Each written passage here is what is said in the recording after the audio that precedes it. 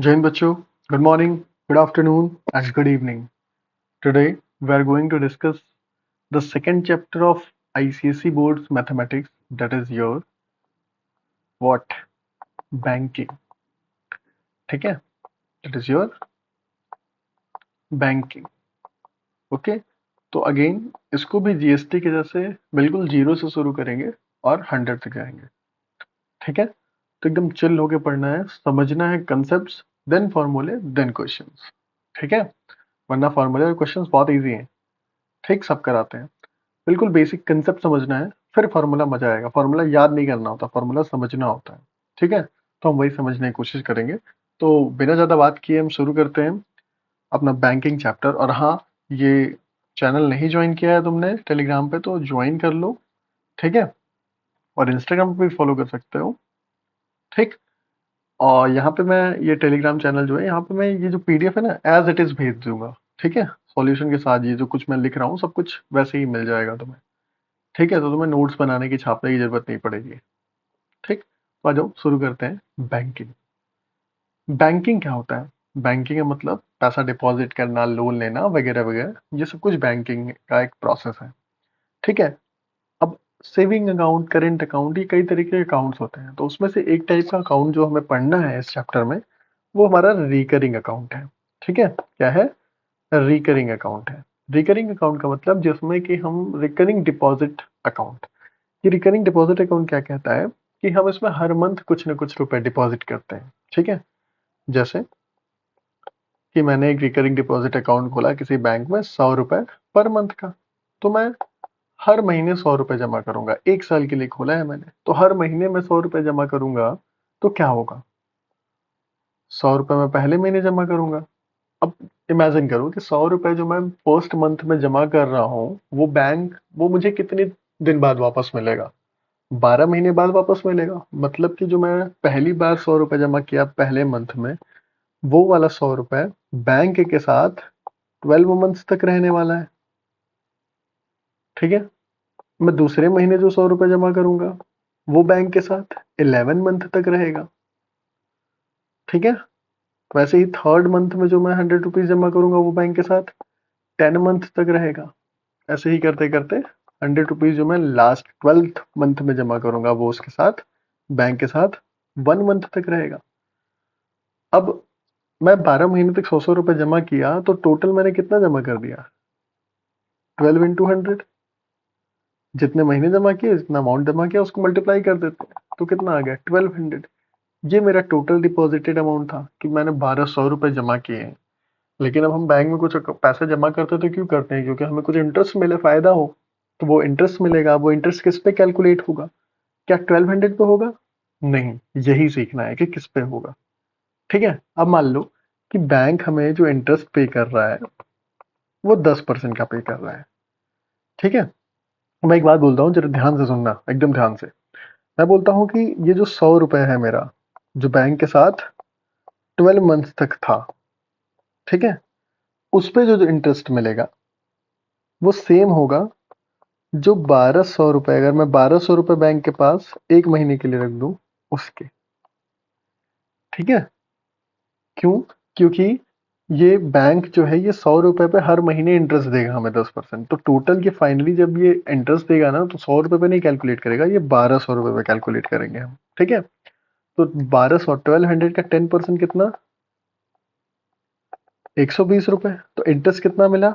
100 rupees की जब हमने 12 मंथ तक रखा, तो 120 रुपए मिला. अब 1200 को एक मंथ तक रखे तो कितना मिलेगा?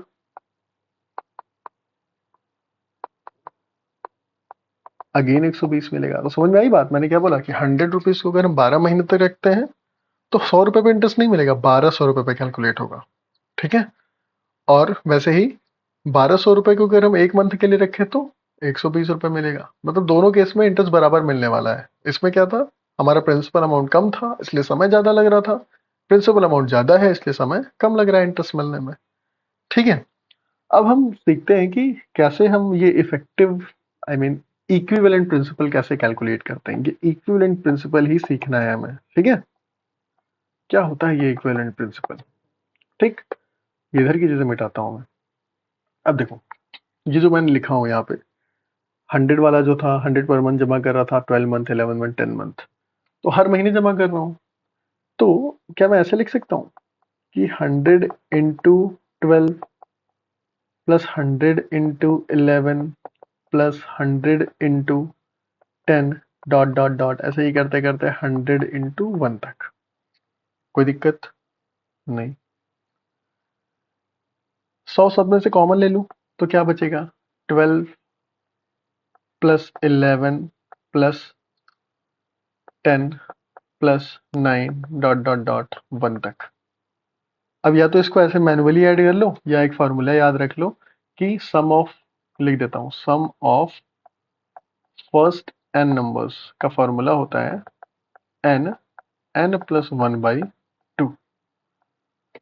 n प्लस 1 बाई 2, n क्या है, जितने नंबर का सम हमें पता करना है। यहाँ कितने का करना था, 1 से 12 तक, तो n की वैल्यू 12 हो जाएगी, तो n की वैल्यू 12 और n प्लस 1 मतलब 12 प्लस 1 अपॉन में 2, 100 इंटू में चल रहा है, तो कितना हो जाएगा फाइनली, 100 इंटू 12 इंटू 13 अपॉन में 2। इसको काट लो और सॉल्व करो, कितना आएगा, 36 78, 7800 रुपीज।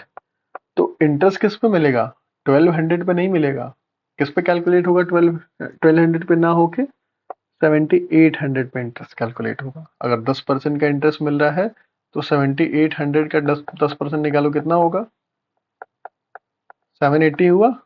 तो ये 780 रुपीज हमें बैंक एज अ इंटरेस्ट देगी। अब ये हमें फाइनली मैच्योर्ड वैल्यू हमारी कितनी हो जाएगी, मतलब कि 1 साल बाद जब मैं 100 रुपए जमा किया 1 साल तक, जब 1 साल हो गया तो मैच्योर हो गया ना मेरा अकाउंट, तो मैच्योर्ड वैल्यू जो हमें मिलेगा, जो बैंक हमें 1 साल बाद रुपए देगा, वो मेरा जमा किया हुआ तो देगा ही 1200 रुपए, साथ ही साथ 780 रुपए का इंटरेस्ट हमारा फायदा भी देगा। ठीक है, तो टोटल मुझे कितना मिलेगा, मैच्योर्ड वैल्यू 1980 रुपीज मिलेगी। कुछ बात समझ में आई भाई, कोई दिक्कत नहीं, आगे चले। तो एक चीज और देखो, देखो ये तो मैंने ऐसे ही बता दिया, एक सिंपल इंटरेस्ट का फॉर्मूला पढ़ा था हमने, पी आर टी अपॉन 100।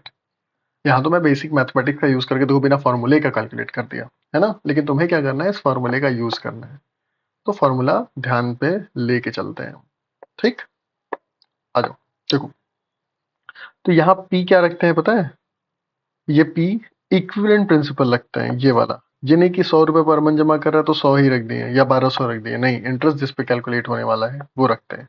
ठीक है, तो ये पी यहाँ पे क्या है, इक्विवेलेंट प्रिंसिपल है। अगर ये इक्विवेलेंट प्रिंसिपल का झंझट हटाना है तो सीधा सीधा ये फॉर्मूला याद कर लो। इसको मैं अगर सिंपल भाषा में लिखूं तो P N N plus 1 upon में 2 इंटू 12 इंटू आर बाई 100, ये फॉर्मूला याद रखो। ठीक है, इससे काम हो जाएगा तुम्हारा। आ जाओ क्वेश्चंस का सिलसिला देखते हैं। देखो very first question, Surya deposited 250 per month in a bank for 8 months. अब देखो 250 रुपए 8 महीने तक जमा कर रहा है। ठीक है, तो पहले तो टोटल डिपॉजिटेड अमाउंट कितना है, टोटल डिपॉजिटेड अमाउंट,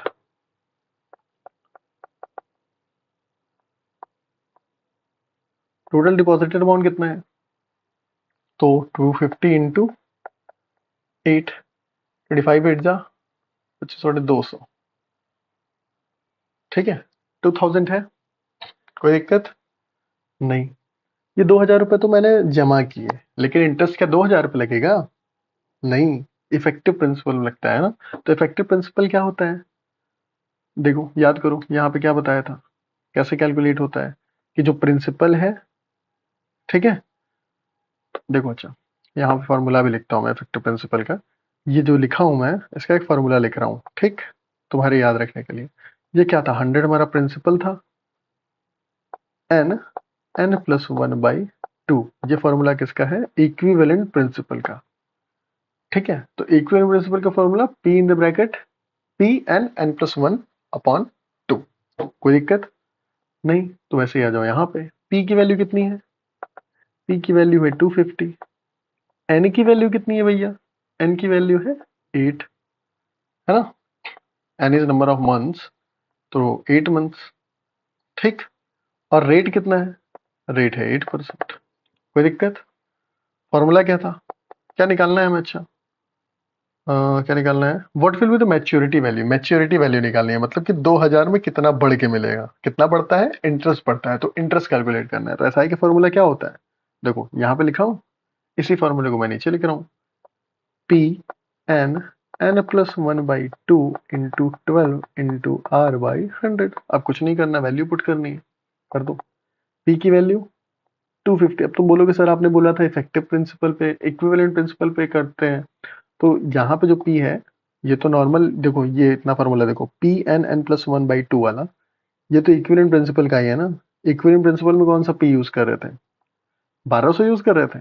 7800 यूज कर रहे थे? नहीं, 100 जो दिया हुआ था क्वेश्चन में, जो मैंने माना था उसी को यूज कर रहे थे। तो यहाँ भी नॉर्मल वाला प्रिंसिपल लेंगे जो क्वेश्चन में दिया हुआ है, 250 इंटू एन की वैल्यू 8, 8 प्लस 1 कितना हो जाएगा? 9, 2 इंटू 12 इंटू आर कितना? आर कितना है? रेट 8% है, 8/100। एक जीरो से एक जीरो कट गया। और क्या काट दें? 4 3 जा 4 2 जा, 2 से 2 काट दो, 3 से 3 काट दो, 2 से 4 बार में, 2 से 5 बार में, 5 से 5 बार में, कितना आ जाएगा? ये 60 आ जाएगा। ठीक है, 5 4 जा 20, 23 जा 60 रुपीज। तो इंटरेस्ट कितना मिलेगा? 60 रुपीज का मिलेगा। टोटल डिपॉजिट हमने कितना किया था? 2000 रुपए किया था। तो मैच्योर्ड वैल्यू कितनी होगी?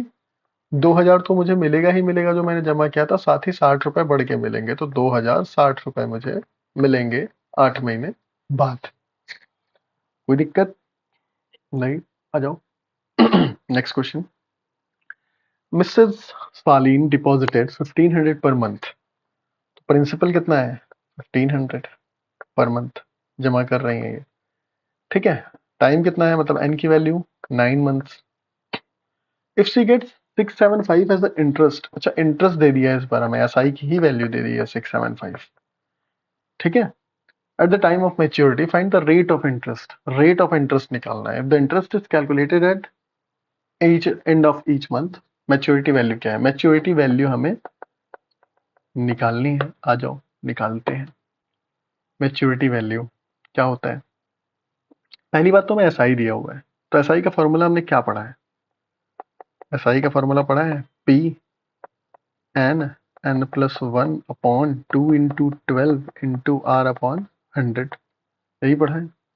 पी की वैल्यू कितनी? अब बस वैल्यू पुट कर रहा हूँ। अच्छा, एसआई की वैल्यू भी दी हुई है, तो एसआई की जगह एसआई रख दो। 675 इज इक्वल टू पी की वैल्यू 1500। कोई दिक्कत? एन की वैल्यू इज 9, और 9 प्लस 1 इज 10/2 इंटू 12। क्या निकालना था मैं? Find the rate of interest. Rate ही निकालना है, तो रेट की जगह रेट ही रहने दो, आर ही रहने दो, अपॉन 100। इसको सॉल्व करना पड़ेगा अब। ठीक है, तो 2 जीरो से 2 जीरो गुजर गया। ठीक, 3 5 जा 15, 3 4 जा 12। ठीक है, 2 5 जा 10। अब क्या? अब इसको सॉल्व करो। ठीक है, तो आर की वैल्यू यहाँ से क्या आ जाएगी? 12 आ जाएगी। ठीक। कोई दिक्कत?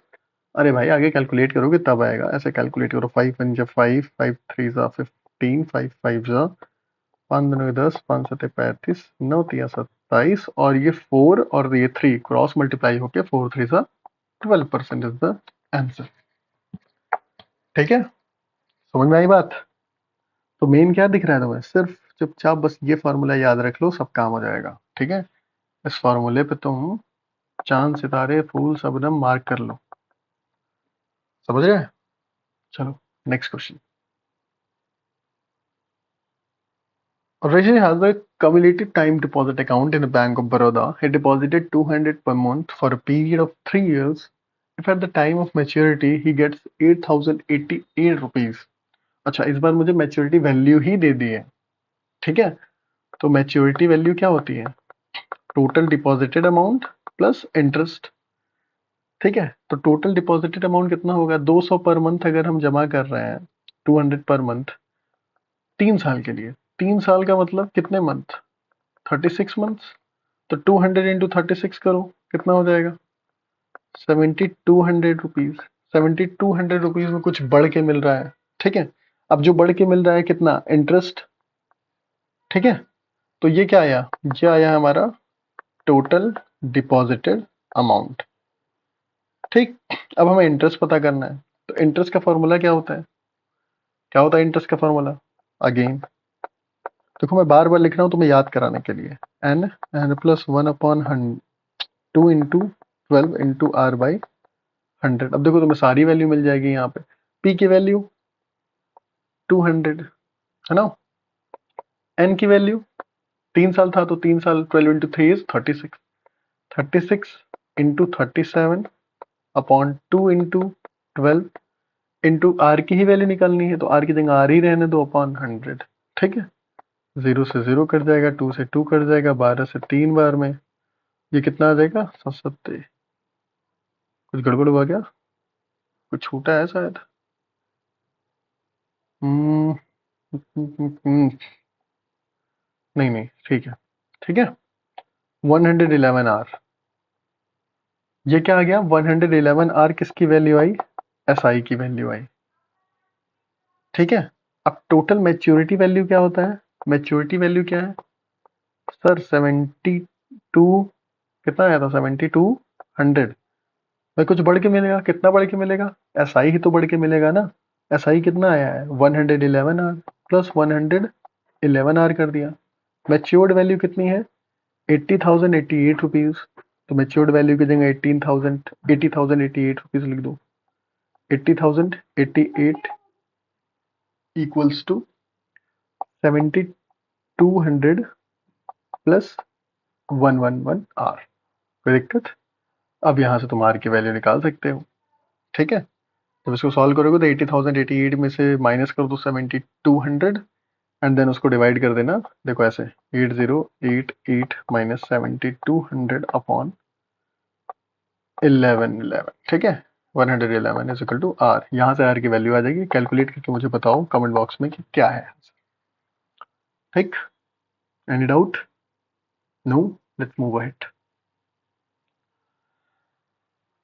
Submit upon the cumulative time deposit account with the bank for 2 years। ये क्वेश्चन तुम खुद से करना। ठीक है, सॉल्व, पॉज करो वीडियो एंड सॉल्व करो। ठीक, कमेंट बॉक्स में मुझे आंसर बताओ। ठीक है, आ जाओ नेक्स्ट करते हैं। ये क्वेश्चन बढ़िया है थोड़ा। Sonali deposits 240 per month at 10% per annum in a bank, and the bank pays her 4,662 on maturity. Find the total time for which the account is held। मतलब कि इस बार मुझे n की ही वैल्यू बतानी है। ठीक है, बताना क्या है, n की ही वैल्यू बतानी है। ठीक, अच्छा एक बात बताओ, 240 रुपए जमा कर रही है हर महीने, कितने महीने तक कर रही है तो हमें पता नहीं है, तो हम मान लेते हैं कि let the number of months be N. कोई दिक्कत, अब जैसे 12, जैसे मैं 100 रुपए 12 महीने तक जमा कर रहा था, तो 100 × 12 मेरा टोटल डिपॉजिटेड अमाउंट था ना 1200। तो वैसे ही अगर मैं 240 अब n महीने तक जमा कर रहा हूं, तो 240n मेरा क्या होगा, टोटल डिपॉजिटेड सम होगा, है ना, टोटल डिपॉजिटेड अमाउंट होगा। कोई दिक्कत नहीं। मैच्योर्ड वैल्यू कितनी है, मैच्योर्ड वैल्यू देखो दी हुई है 4,662 रुपीज, ये मैच्योर्ड वैल्यू है। ठीक है, इंटरेस्ट कितना मिला, इंटरेस्ट कितना मिला। अब देखो इंटरेस्ट क्या होता है, अगर मैं मैच्योर्ड वैल्यू का फार्मूला लिखूं तो प्रिंस मतलब टोटल डिपॉजिटेड प्लस इंटरेस्ट। अब अगर मैं इंटरेस्ट ही निकालना हो तो क्या हो जाएगा, मैच्योर्ड वैल्यू में से टोटल डिपॉजिट माइनस कर दो। ठीक है, टोटल डिपॉजिट माइनस कर दो, तो मैच्योर्ड वैल्यू इतनी थी, इसमें से टोटल डिपॉजिट माइनस कर दो। टोटल डिपॉजिट की वैल्यू कितनी है 240n है, तो 240n माइनस कर दिया। ठीक, तो ये क्या मिल गया, ये हमें मिला मैच्योर्ड वैल्यू में से 60। एक सेकेंड, देखो मैच्योर्ड वैल्यू में से जब मैंने इंटरेस्ट को माइनस किया तो मुझे क्या मिलेगा, टोटल डिपॉजिट को माइनस किया मैच्योर्ड वैल्यू में से तो मुझे इंटरेस्ट मिलेगा। तो ये क्या है, इंटरेस्ट है, ठीक है। अब हमें इंटरेस्ट का फॉर्मूला पता है, रेट पता है, हमें क्वेश्चन में दिया हुआ है 10% का, ठीक। और एसआई का फॉर्मूला पता है क्या, P N N plus 1/2 into 12 into are upon 100, ये दिया हुआ है। एसआई की वैल्यू देखो, यहाँ पे इंटरेस्ट तो निकाले है ना, 4662 माइनस 240, 240 एन, कोई दिक्कत, वैल्यू पुट कर रहा हूँ बस, ठीक है। इक्वल्स टू पी की वैल्यू कितनी थी, 240 थी, तो पी की जगह 240 लिखा, एन की वैल्यू यही निकालना है, तो इसको सॉल्व कर लो, n into n will be n square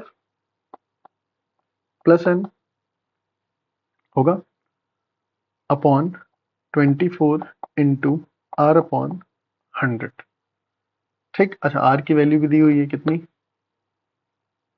are की वैल्यू है 10%, ठीक है। अब देखो यहाँ पे जो एन स्क्वायर दिख रहा है ना, तो यहाँ से हमें पता चला कि ये क्वाड्रेटिक का क्वेश्चन हो गया, ठीक। यहाँ तक तुमने बैंकिंग का कंसेप्ट लगा लिया। अब यहाँ से क्वाड्रेटिक इक्वेशन सॉल्व करना है, तो अभी क्वाड्रेटिक इक्वेशन तुम आगे पढ़ोगे, ठीक है। तो मैं इसका सॉल्यूशन जानबूझ के यहीं रोक रहा हूँ क्योंकि क्वाड्रेटिक अभी हम पढ़े नहीं, ठीक है। तो इसका सॉल्यूशन मैं क्वाड्रेटिक में कराऊंगा, ठीक। अभी जिसको आता है वो मुझे करके बताना कमेंट बॉक्स में आंसर, ठीक है। बाकी आज के लिए इतना ही करते हैं, कल हम ये एक्सरसाइज के, कल का मतलब कि नेक्स्ट टाइम हम ये एक्सरसाइज के क्वेश्चंस करेंगे, ठीक। देखो ये सब क्वेश्चन हैं एक्सरसाइज के, ठीक है। तो आज के लिए इतना ही, thank you and don't forget to join the Telegram channel, ठीक है। ये पीडीएफ पूरे के पूरे उठा के मैं वहीं भेजने वाला हूँ, तो तुम्हें कुछ लिखने की जरूरत नहीं पड़ेगी, ठीक। Follow me on the Instagram, thank you very much, bye bye.